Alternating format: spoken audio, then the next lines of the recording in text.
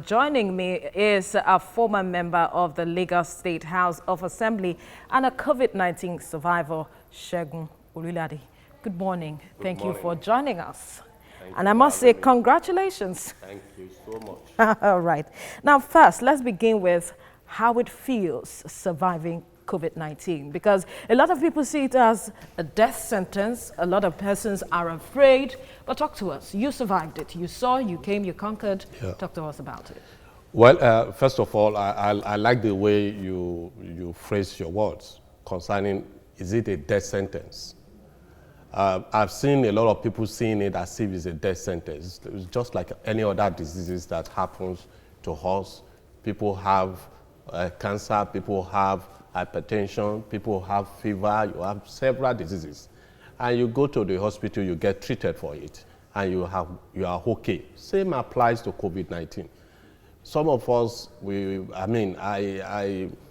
I discovered that I noticed I have symptoms that is related to what we've been informed about. What were the symptoms? The symptoms are you having challenges with your respiratory system, coughing, sneezing, having feverish condition, and so on and so forth. So you are diarrhea. So you understand these things, and once you have source information and you are able to come out as quickly as possible when you notice those symptoms and you go for a test. First of all, what I did for my own case is that immediately I noticed those tests, I quickly isolated myself from the entire family and also from my workforce.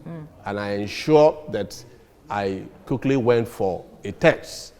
After the test, the result came out, and while even I was away, I was still isolating myself and getting ready for the isolation before I was taken to the isolation center in Yaba.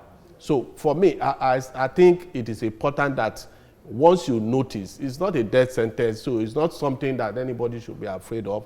It's not something that anybody should feel less human when you contract COVID-19. It's normal, it's disease, but it's sickness. Some persons say that, I want you to quickly talk to us about the response you got when you realized before from the NCDC. A lot of persons complain about they not perhaps responding as swiftly as possible. Was that your case? Well, I would say that might be correct because it wasn't immediately. But when the result came out, I was able to get my results, and I quickly went for the isolation. But the days of getting tested and confirming the text is about 4 or 5 days, some 6 days. I don't think that is too good. Because at the time you can as well relate with people, which is also the concerns a lot of Nigerians have. But again, let's quickly move now to the treatment you got, how the medical personnel at the front lines were able to address the situation and give you the necessary treatment. I must commend Lagos State government. I must commend the health personnel in Lagos State. They did fantastically well. From the point of getting tested to the point of getting discharged, I've seen fantastic individuals who were there for you, who were taking care. You don't need anything. And that's one thing I also want to encourage our people about.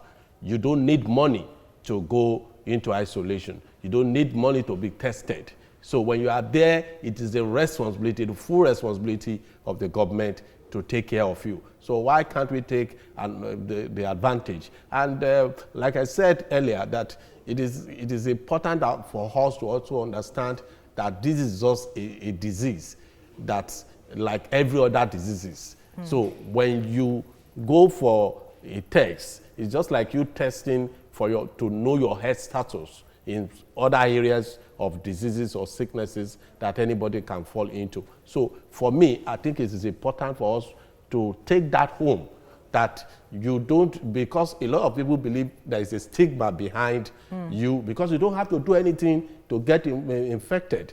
So you don't have to be a Superman. We have seen presidents, we have seen prime ministers, we've seen ministers, senators, everybody can be affected. So for me, I think it is important that we pass that message, and we must also make it known to Nigerians that it is real. COVID-19 is real. All right, speaking about stigma, did you get that, any sense of that when you returned, when you came out of isolation? Because I noticed some people were a bit reserved when they know that, this person is COVID-19 survivor, and they always, this cautiousness in some people are there. But for me, I'm well, I'm okay, I'm back. I'm back at my table, I'm doing my work, and everything is normal. So now Nigeria has about over 41,000 cases. What would be your advice to Nigerians who haven't contracted the virus? Because the government is looking at flattening the curve. A lot of persons are still finding it difficult to wear their face masks. And even where they use it wrongly.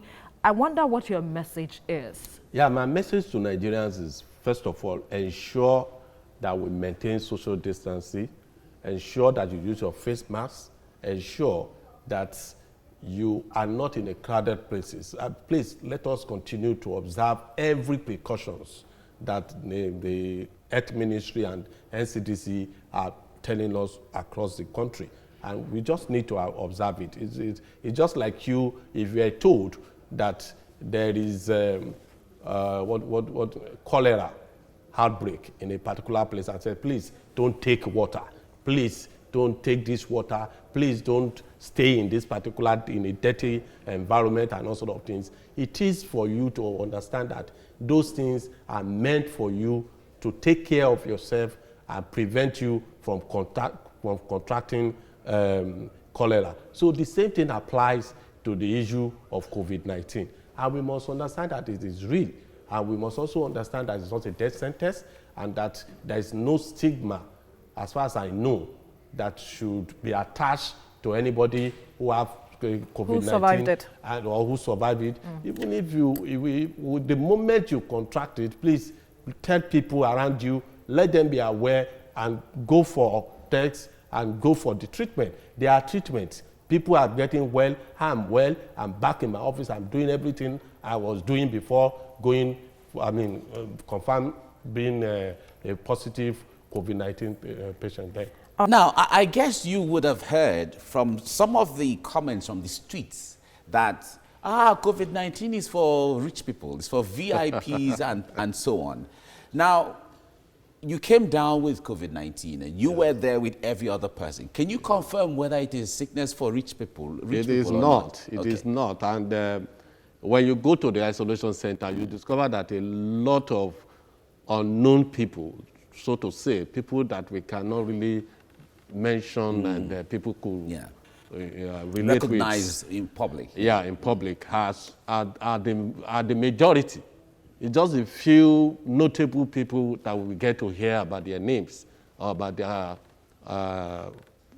positive about their illness. But for me, I think it's far away from the issue of maybe the disease is meant for the well-to-do, and those who are poor are not being infected with it. Share with me your experience. When you had that, you went for a test and you were waiting for the result. Oh, what would it look like now? What was going through your mind? It's very traumatizing, really, honestly speaking. Waiting for the results for those periods. You are not even sure if you need to interact with the people around you, because immediately it happened for me. I quickly isolated myself, even in the house. So it makes it a bit difficult when you cannot interact with your children. You can't even go closer to your wife. You can't go closer to anybody within the family. Were you scared somehow at the corner Definitely, of your mind? as an human being, especially when you start hearing so person that passed on, so person that passed on. People you know very well. People you know, people that you interact with frequently. And you are also waiting for the results. How did your your immediate family, how did they take the news? Well, how did they react? I must say that they are very, very supportive. They were with me all through, and because they also have to go for their tests, and including my domestic staff, my driver, everybody, I mean, that I have contact with regularly. They all went for the test, and to the glory of God, they all came out negative. And I will say that it's because I was proactive about the symptoms and how to address it immediately. And I think it's not easy, honestly speaking, but it's just like any other diseases. It can affect anybody, irrespective of your class, your status, your religion, belief, or whatever. What is important is that we just take precautions. And like I said earlier, when I mentioned the issue of cholera, if we have cholera outbreak, they tell you don't take water from the well or from a particular source that you've been taking. Your water must be purified. Exactly. And they tell you, please don't stay in a very dirty environment. You need to take those precautions. And that is the same thing that applies to COVID-19.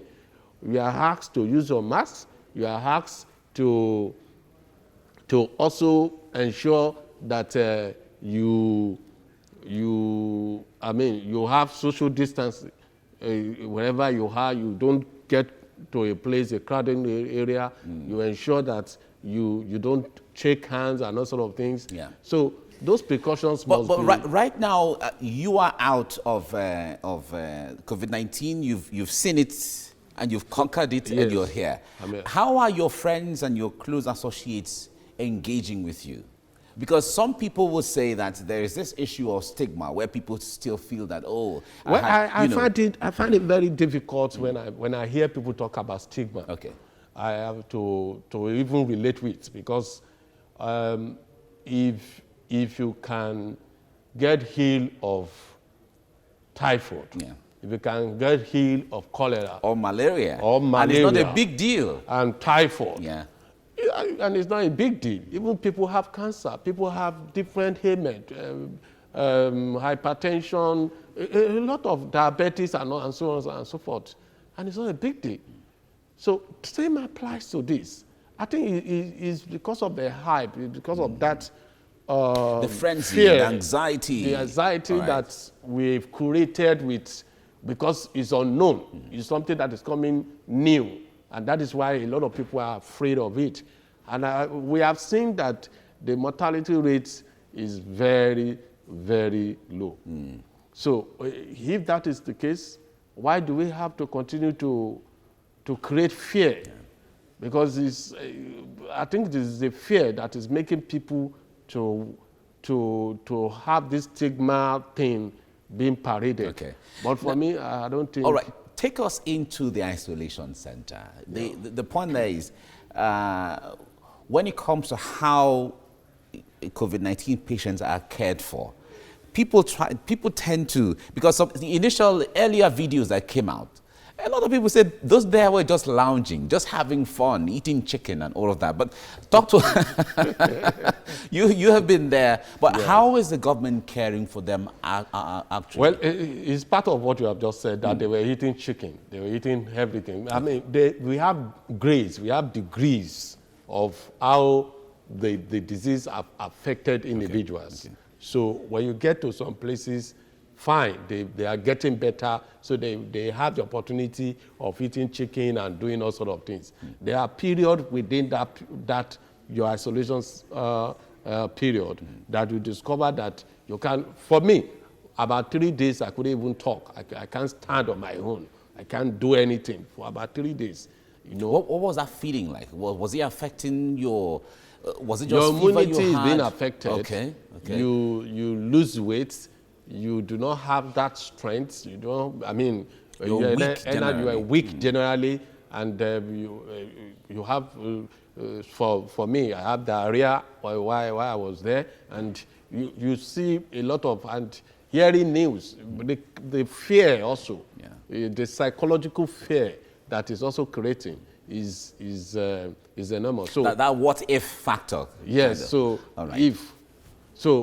it's important that we understand that this thing is real. Okay. And when you go to, if you don't believe that it is real, go to those isolation centers. And I also want to say this: government are also not helping, and the media, they are not helping Nigerians. They are not helping people worldwide. How is that? We need to go to those isolation centers and show people that this is what is happening. But the health protocols will not let everyone do that. Because the point there is, when it comes to the privacy of those, the identity of those who are there. But there are people who will not want to run away.